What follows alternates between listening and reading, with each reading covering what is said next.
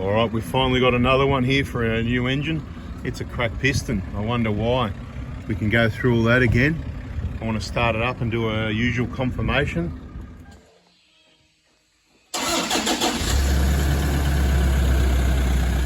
Ho, ho, ho, ho! Have a little Let's Smoke!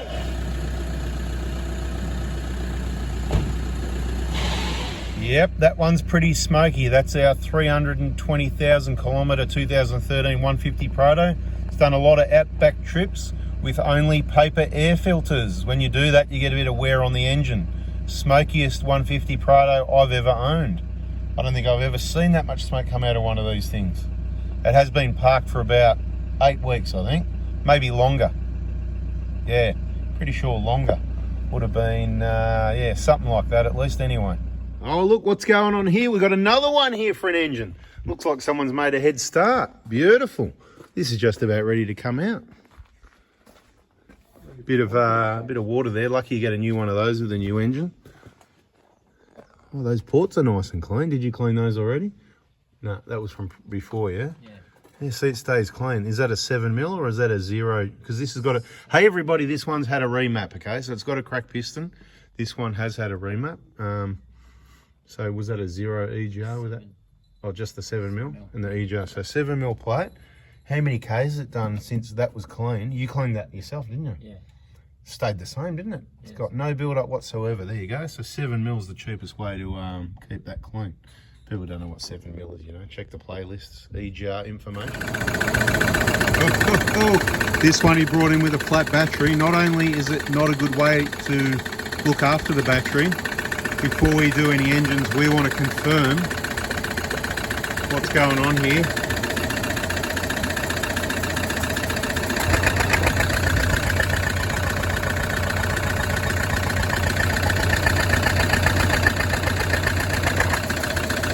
And everybody knows that watches this channel, that is a cracked piston.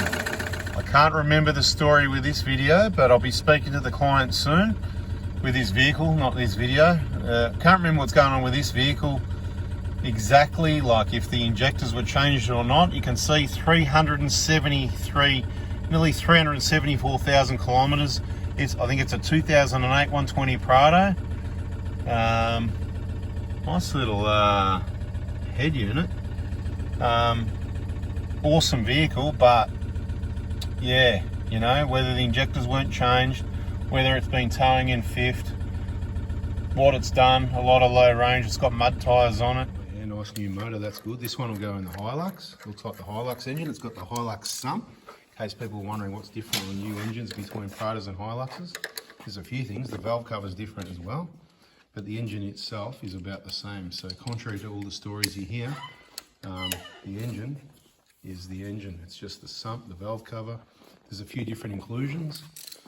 As you can see, well, you can't see much on this side. Looks the same, other than on the Hilux engine you get a harmonic balancer. You can see a crank sensor, so that's kind of good value for money. This one's already got the injectors in it. We better make sure they're the right ones for this engine. This side of the engine, you can see there's a oil cooler included, which isn't on the Prado engines. It's a bit of pipe vacuum line there. Another sensor, which isn't on the Prado. It's on the engine, it's just not included. So the Hilux engine's kind of pretty bloody good value for money, really.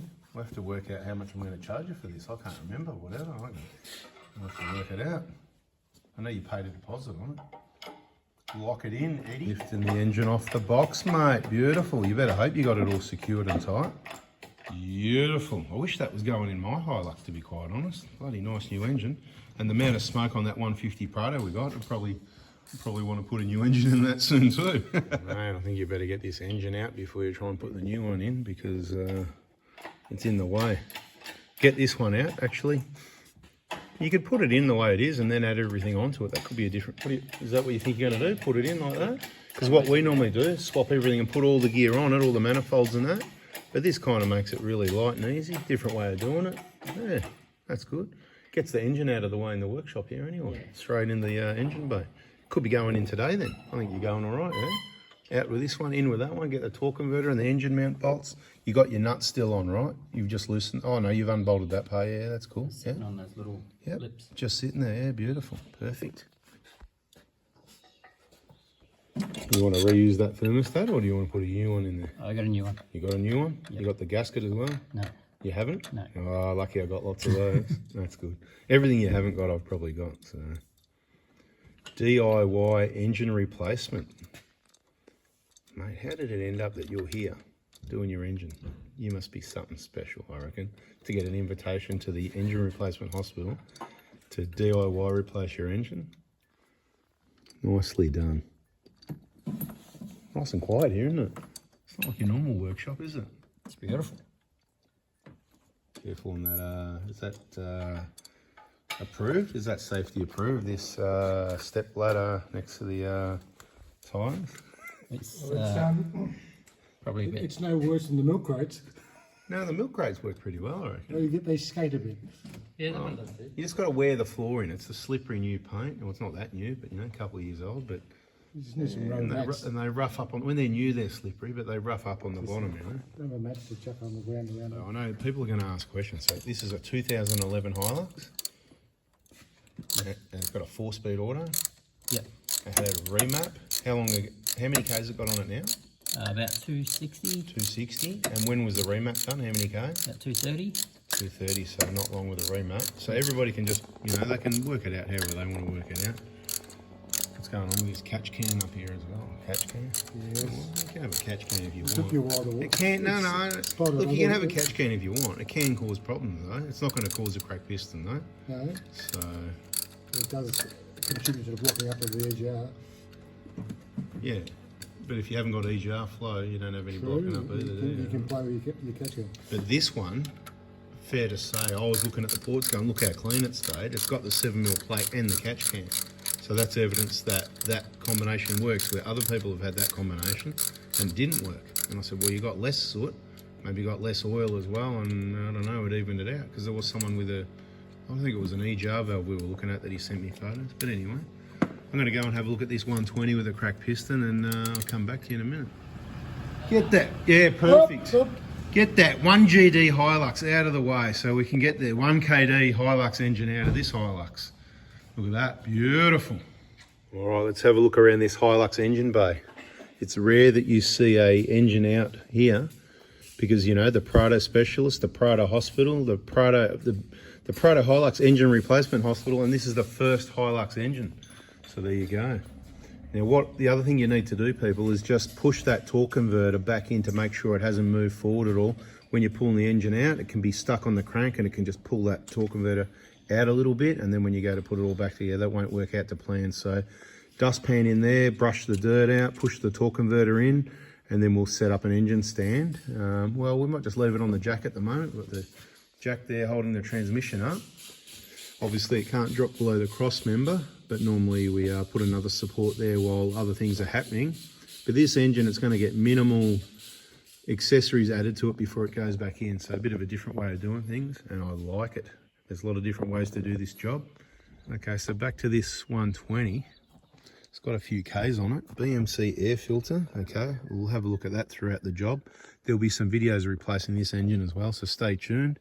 As we'll continue a little bit more on the Hilux in there at the moment, I just gave it a clean up because it's always nicer to work on clean cars, you know. So I gave it a good, you know, we had to drop the coolant out. And I thought, we're going to have coolant dripping out, so we might as well have everything nice and clean. Good to see he's got the long SCV, that's taken care of.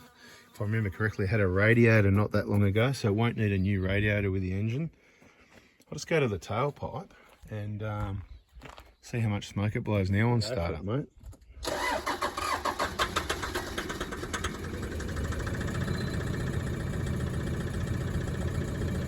Just trying to give you a picture of what it looks like. Give it a gentle rev, mate, very gentle. If you can hear me. Give it a little bit more. Hey, give it a rev, just gently. It's not revving? Okay, don't do that. Let's just leave it then, it's all right. I can't believe this one is that bad. It won't even rev up. If you want to do us a favour and just take that cap off one more time and demonstrate there, Brian.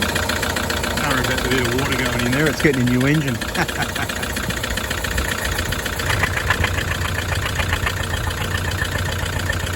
Oh my goodness, like a steam truck. Right, let's see if I can drive it in the workshop. Yeah, 374,000 Ks nearly. When I try and rev it up, oh, getting a little bit out of it. Just want to run it into the workshop. I would have liked to hear that turbo as well.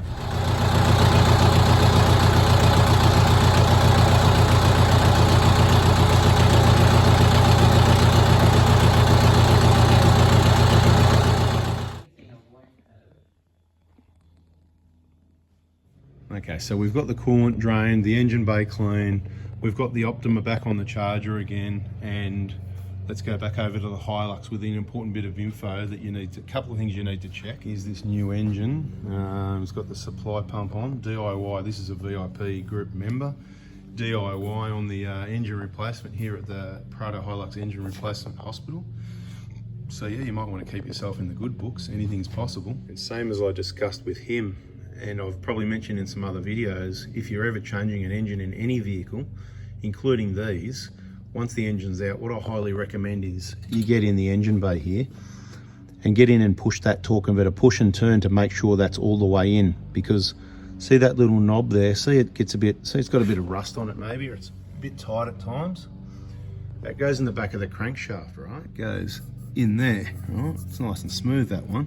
But if when you pull the engine out, that was a bit stuck, it could have pulled the torque converter out a little bit. And then when you put the engine back in, it could possibly cause some issues or difficulties fitting it back in. And the other thing that happens is, you know, like I said, clean all this out. You might even want to lube some of the holes where the dowels are going to go, where the alignment between the transmission and the engine. So these dowels here, they've got to slip into the bell housing on the transmission. You want to slip those in and make sure they're in all the way before you start tightening your bolts. So you clean and lube that. Make sure your holes for your dowels are clear and a bit of lube on those. You can see the one at each side. Not too bad, but you can have a closer look. A little bit of corrosion there. That's why they get a bit stuck sometimes. That's that one over here. Alright. So just give it a general clean up lube and make sure it's all the way in. When you sit the engine in, make sure it's all the way in and home, and then you can get all your bolts started and gently tighten those up. If you're tightening the bolts up and it doesn't feel right, if it feels tight, something might be wrong, something didn't align, because that piece there has really got to go in the back of the crankshaft, just the same as those dowels have got to go into the housing on the transmission. So just take your time to get that part right.